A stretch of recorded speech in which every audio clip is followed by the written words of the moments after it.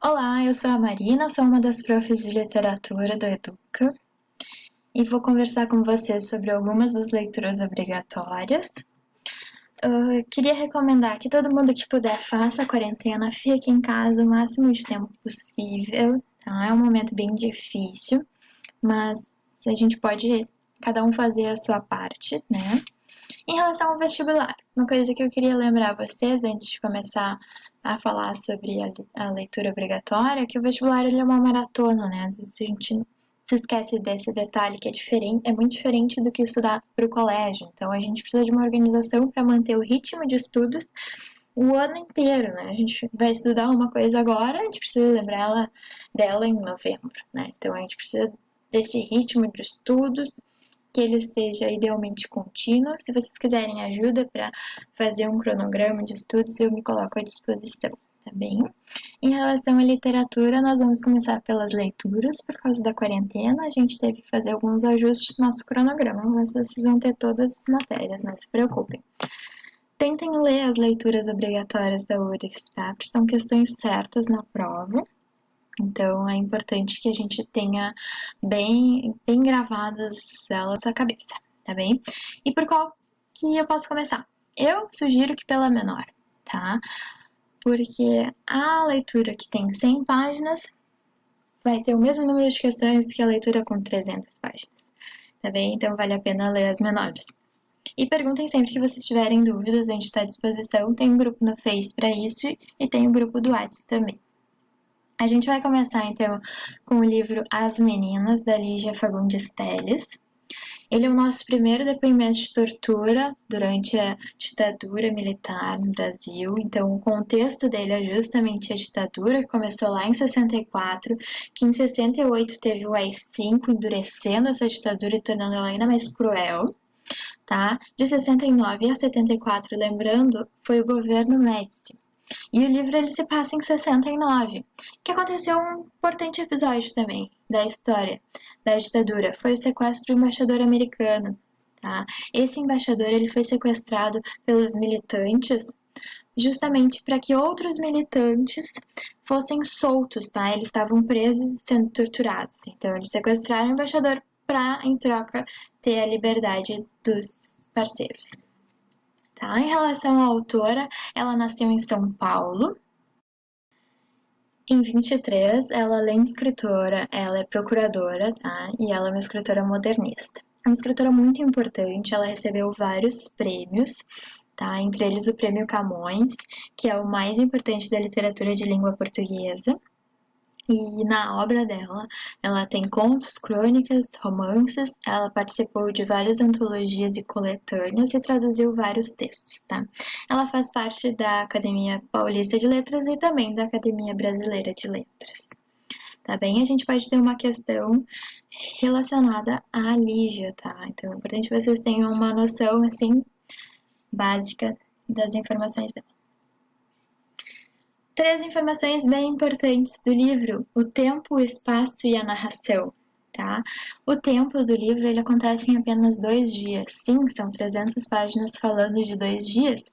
Do ano que eu comentei antes, que é 69, também está acontecendo a greve da Faculdade das Meninas.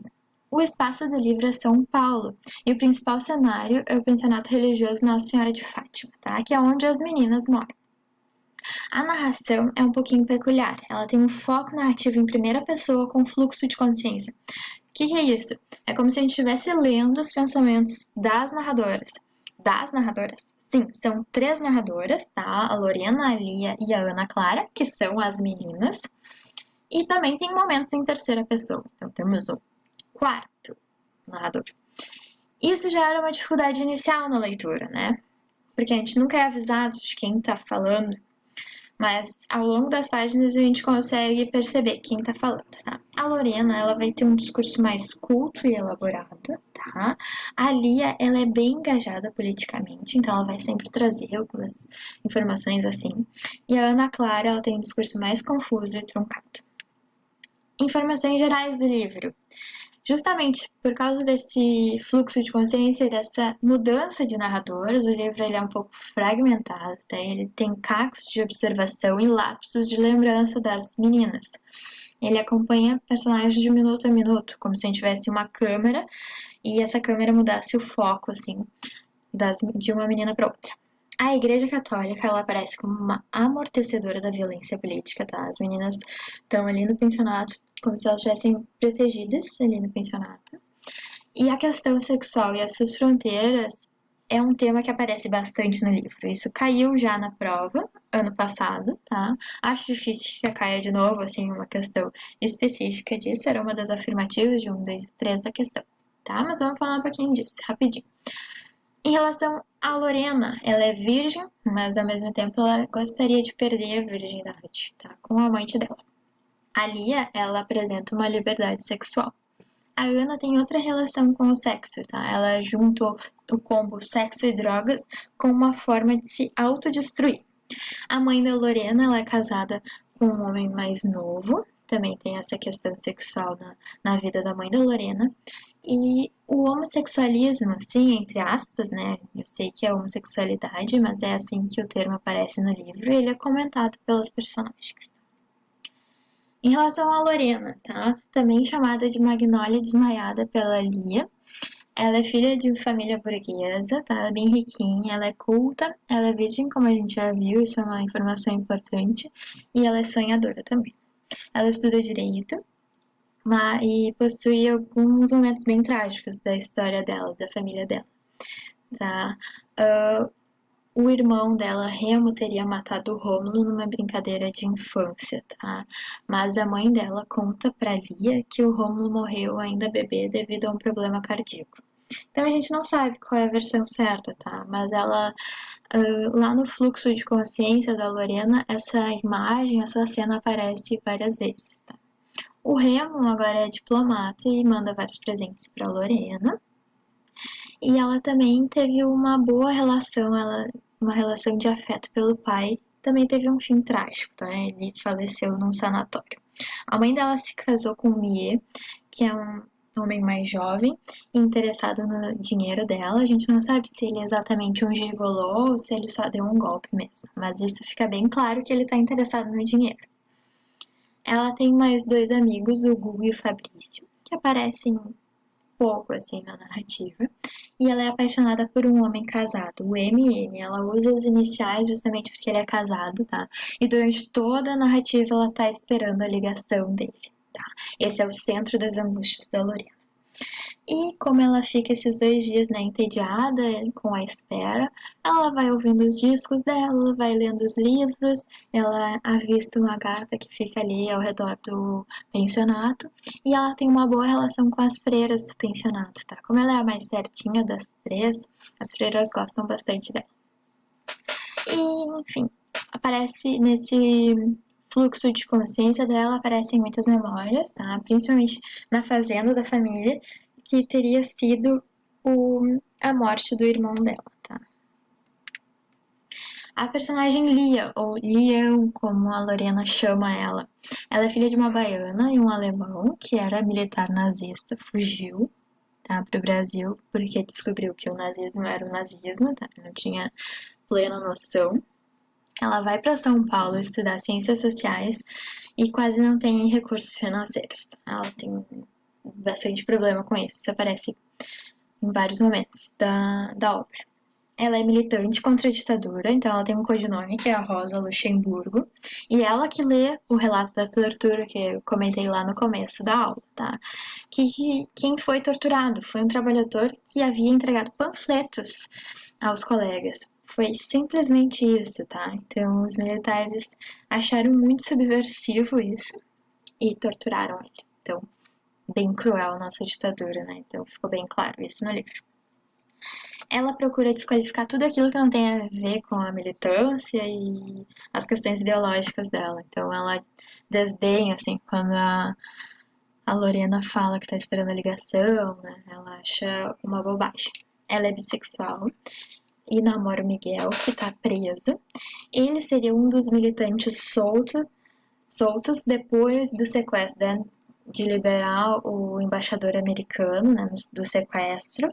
Em troca, os militantes seriam soltos, como eu comentei. Ela escreve um romance, mas ela rasga, porque ela pede a opinião a Lorena não gosta muito, enfim. Ela pensa em escrever um diário e ela se relaciona muito bem com a Lorena, tá? Elas são bem amigas, mas ela não consegue entender a Ana, porque a Ana é bem complicada. A gente vai ver por quê. Ela é descrita como linda como uma modelo, a Ana Clara, tá? Ela estudava psicologia, mas trancou. É conhecida pelas suas amigas como Ana Turva, deprimida. Com isso a gente pode ter uma noção de como é que ela era, né? E Coelha eu não sei porquê, assim, admito, e não achei em nenhum lugar a explicação. A sua mãe era prostituta e cometeu um suicídio, então ela teve uma infância bem difícil, porque ela via cenas, né, da mãe dela se prostituindo, elas eram bem pobres e ela também sofreu abuso sexual pelo dentista. Agora, ela é bem ambiciosa e quer mudar de vida, tá? Ela tem uma vida bem restrita, assim, em relação às finanças. Então, ela pensa em casar com um homem rico, e ela tem um noivo rico que ela chama de escamoso. Ali ela questiona em algum momento se ele realmente existe, assim, porque ela nunca viu ele. E ela também tem um amante que é traficante, que é o Max. Então ela fica dividida entre os dois. Ela teve um passado de abortos e ela queria fazer uma vaginoplastia, tá? Ela pediu dinheiro emprestado pra Lorena pra enganar o noivo, né? Fingir que ela era virgem. E ela tem vários comportamentos autodestrutivos, assim, né? Com esse passado tão trágico, ela acaba recorrendo ao álcool e outras drogas, tá? Junto com o amante. E morreu por causa da overdose em uma das últimas cenas do livro. Como eu comentei, o livro ele acontece em 2 dias, tá? É bem rápido, assim, o tempo do livro, tá? E então, o enredo, ele é curto, mas as personagens, né, como tem esse fluxo de consciência, elas acabam recheando o livro com muitas informações, tá? O enredo ele gira em torno da Lorena, que é a colega mais rica e estável, e ela acaba ajudando as outras, tanto economicamente como psicologicamente, às vezes, tá? O quarto da Lorena, que acaba sendo o mais organizado e aconchegante, né? Justamente porque ela é a que tem mais dinheiro, ele acaba sendo o principal cenário, ele é acolhedor. E, assim, uma dos motivos, né, para ele ser um cenário tão acolhedor é porque a gente está vivendo, né, um mundo desorganizado, caótico, extremamente ameaçador, onde aí vem uma citação do livro Deus vomita os mortos, né, um negócio forte, assim. E com vários recursos disponíveis, né, ela tem um toca-disco, ela tem vários livros, ela tem um tapete gostoso, enfim, várias coisas agradáveis ali no quarto.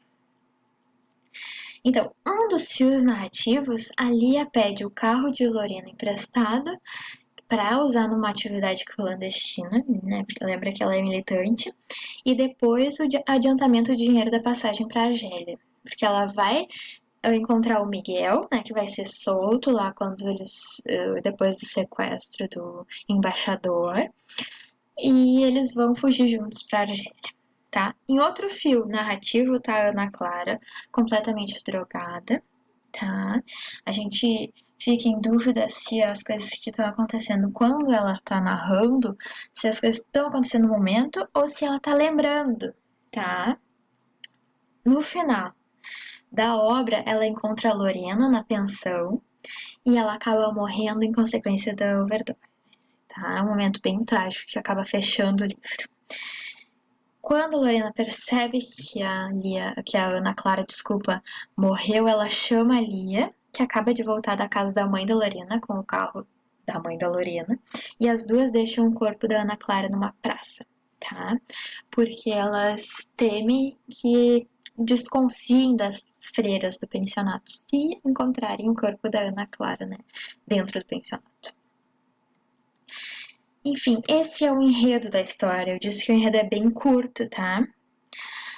Essa gravação, ela tem 15 minutos, ela já vai acabar, então eu vou começar uma gravação nova, que eu vou comentar alguns momentos importantes e a gente vai fazer 2 questõezinhas que caíram ano passado da URGS, tá?